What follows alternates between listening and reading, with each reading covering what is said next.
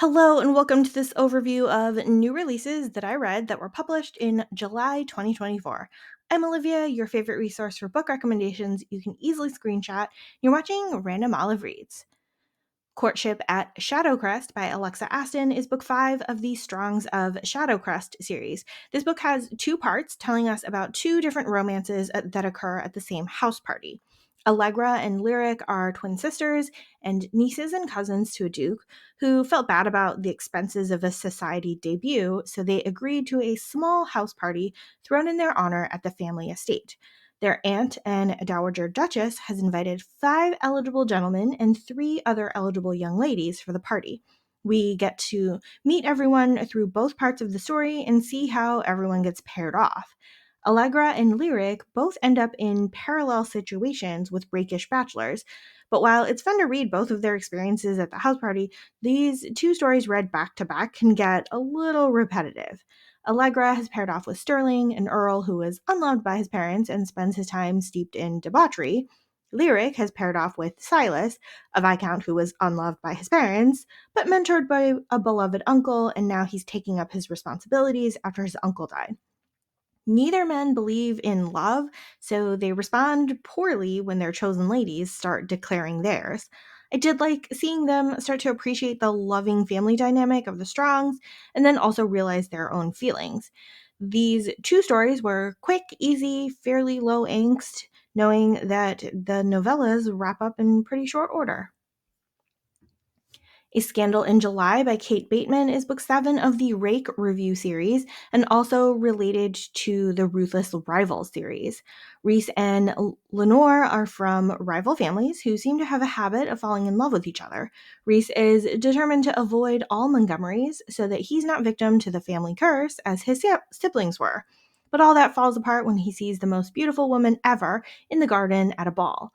Meanwhile, Lenore has fallen in love at first sight with Reese during that same encounter and has been trying to catch his attention all season. He's been avoiding her so much that she makes a last ditch effort to catch him with a meddlesome house party and a scavenger hunt.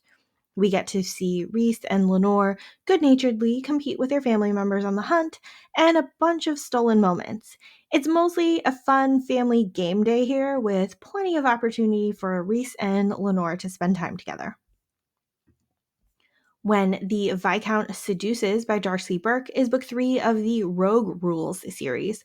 Clumsy Gwen is pretty much a disaster on the marriage mart, but her brother's friend Lazarus rescues her after she falls down, and then he asks her to dance.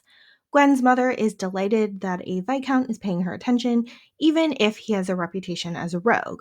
But he's decided he needs tutoring in reading and writing so that he can deliver a speech at Parliament, and then he asks the bookish Gwen for help. In exchange, he'll pretend to pay her attention so that it'll rile up other suitors. Although they're opposites in terms of bookishness, they're quite infatuated with each other, and it was fun to see Lazarus focusing all his attention on Gwen.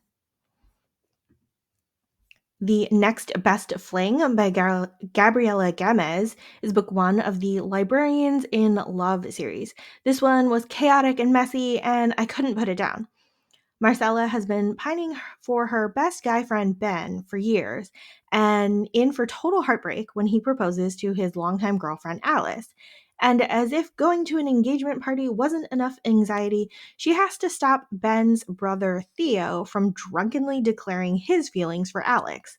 When they leave the party together and then show up for brunch the next day, everyone thinks they hooked up and they seem to go along with the lie to prevent anyone else from suspecting their real feelings for the engaged couple. We get a fun little fake dating situation for a hot minute until they decide to go with a friends with benefits situation instead. But Theo does not know about Marcella's crush on Ben. Everyone else is telling Marcella to stay away from Theo, and Marcella is just trying to protect herself from getting hurt. It's all sorts of messy and dramatic, but Theo has generally been open and honest with his feelings and is the one making a try to real relationship. Overall, Theo's the best, Ben is the worst, Alice is actually a decent friend, and Marcella just needs a pep talk from everyone around her. Viscount in Love by Eloisa James is book one of the Accidental Bride series. If you like stories with chaotic, outspoken children, this book is for you. Dominic is an emotionless and stern Viscount who has custody of his sister's orphaned twin children.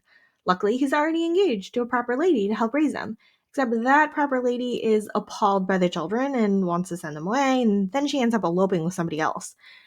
Dominic ends up trying to convince Tori, his would have been sister in law, to marry him instead, since she's already developed a relationship with his children. It takes a lot of convincing to make it happen, despite the lust and attraction being apparent from the start. The falling in love takes a bit longer on everyone's part, but it's super emotional once they have it figured out. The family dynamic here is one of my favorite parts of this book. The X Vows by Jessica Joyce is a standalone contemporary romance. How much heartbreak can you pack into a romance novel? Turns out a lot, especially for this messy and complicated second chance romance.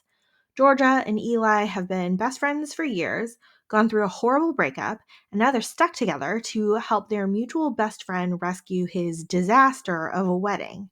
Both Georgia and Eli have very deeply rooted anxieties and insecurities that make them both understand each other, but also resist directly asking for what they need.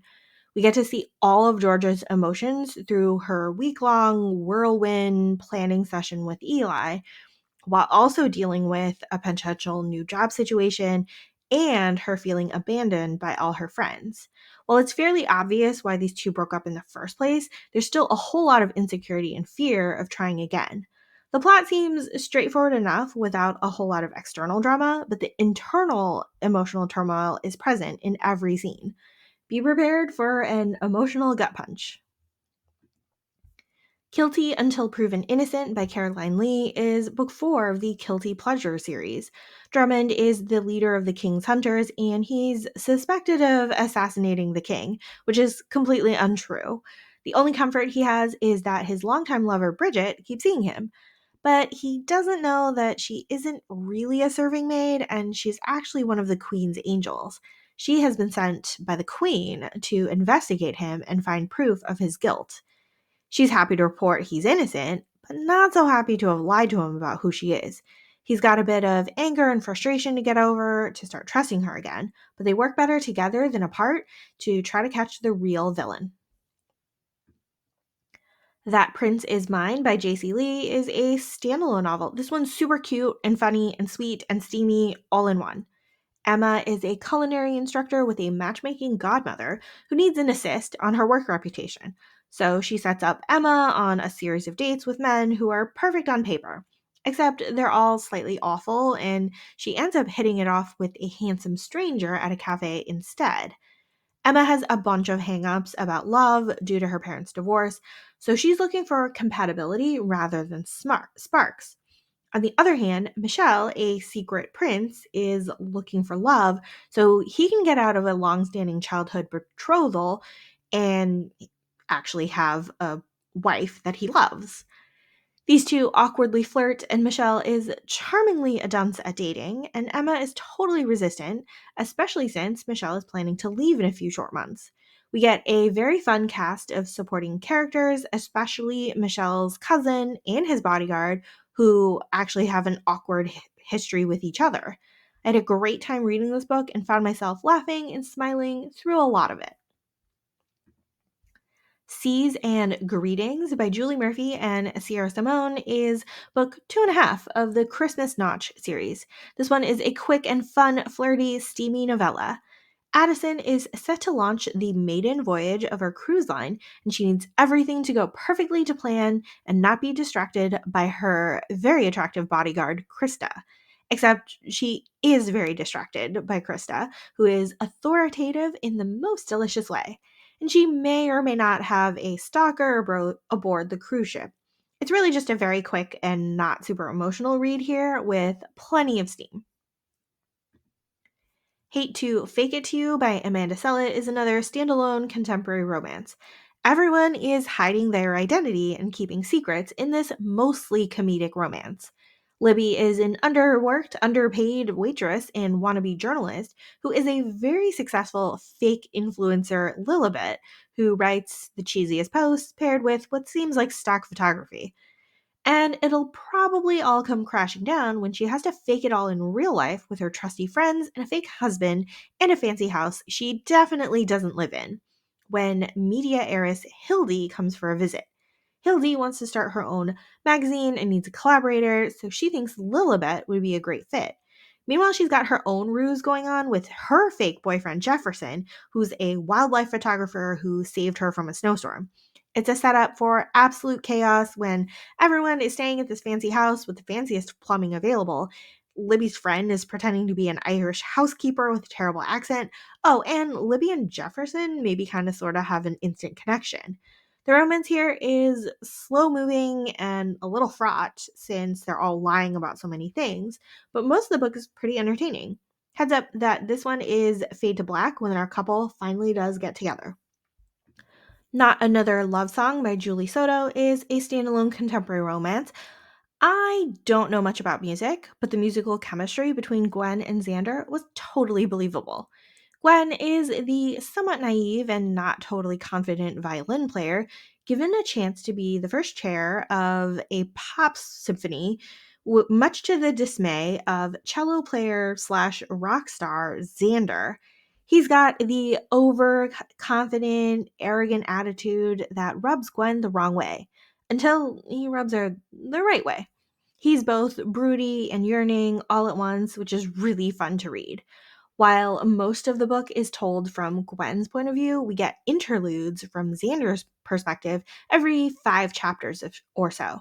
There's tons of flirting and steam and external machinations from all the grown-ups in their lives, which made me keep reading to find out both the backstory and what would happen next. Overall, a fun and emotional read.